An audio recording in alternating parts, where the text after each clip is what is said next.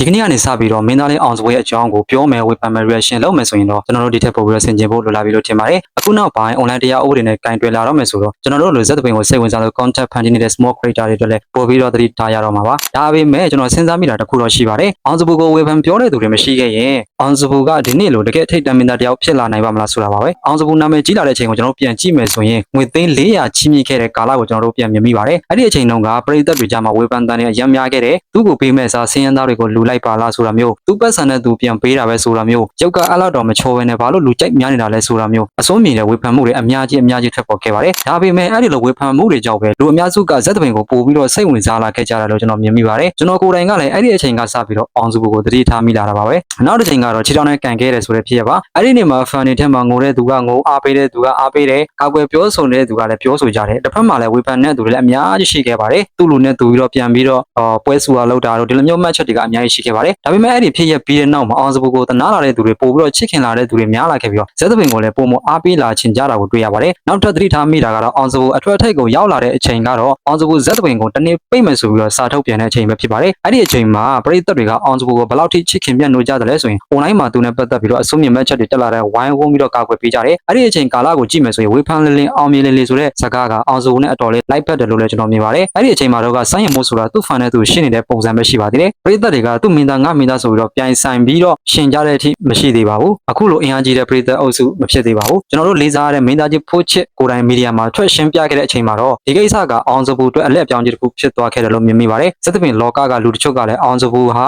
အနာဂတ်မှာအရေးပါတဲ့အမှုပညာရှင်တယောက်ဖြစ်လာတော့မယ်ဆိုတာအဲ့ဒီချိန်ကလေးကသတိထားမိသွားကြတယ်လို့မြင်ပါတယ်ကျွန်တော်ပြောချင်တာကတော့အောင်စပူကဝေဖန်သူတွေရှိလို့လည်းပိုအောင်မြင်လာတယ်လို့ချစ်ခင်အားပေးသူတွေရှိလို့လည်းပိုအောင်မြင်လာတယ်လို့မြင်ပါတယ်လောကမှာကအကောင်းနဲ့အဆိုးအမြတ်တူတွဲနေပါတယ်လူကောင်းတယောက်ဖြစ်လာဖို့လူဆိုးတယောက်ရှိပေးနေရတယ်လို့သူ့ကိုလူတော်တယောက်လို့သတ်မှတ်ခံရဖို့အတွက်လူညံ့တယောက်ကလည်းရှိပေးရပါတယ်ဒါကြောင့်ဝေဖန်ခံရတယ်လည်းရှုံးနေသွားတာမဟုတ်ပဲတခါတည်းပို့လို့တော့အောင်မြင်လူသိများလာစေတတ်ပါတယ်အောင်စပူဆိုတာဒီနေ့ဒီလိုအောင်မြင်မှုရဖို့ပရိသတ်ကအမျိုးမျိုးလိုအပ်ခဲ့ပါတယ်အများနဲ့ချီကျူအားပေးနေတဲ့ပရိသတ်တွေရှိတယ်အောင်စပူနဲ့ပတ်သက်လာပြီးရွက်ပြီးတော့ပြောတတ်တဲ့ပရိသတ်တွေရှိတယ်သူ့ကိုလူတွေပိုစိတ်ဝင်စားလာအောင်ခေါင်းစဉ်အမျိုးမျိုးနဲ့ပြောဆိုတင်ဆက်တဲ့သူတွေရှိတယ်ကောင်းတဲ့ပရိသတ်တွေရှိလို့ဆိုးတဲ့ပရိသတ်တွေလည်းရှိခဲ့ပါတယ်ဒါပေမဲ့အဲ့ဒီအရာတွေအားလုံးကအောင်စပူဒီနေ့ဒီလိုအောင်မြင်လာရတဲ့အကြောင်းရင်းတွေကတစ်ခုဖြစ်တယ်လို့ကျွန်တော်မြင်မိပါတယ်ဒါပေမဲ့လည်းအခုလိုစာတွေထုတ်ပြန်တဲ့အတွက်ကျွန်တော်တို့လည်းအများကြီးတော့ဆင်ခြင်ရပါမယ်အားလုံးကိုကျေးဇူးတင်ပါတယ်ဗျ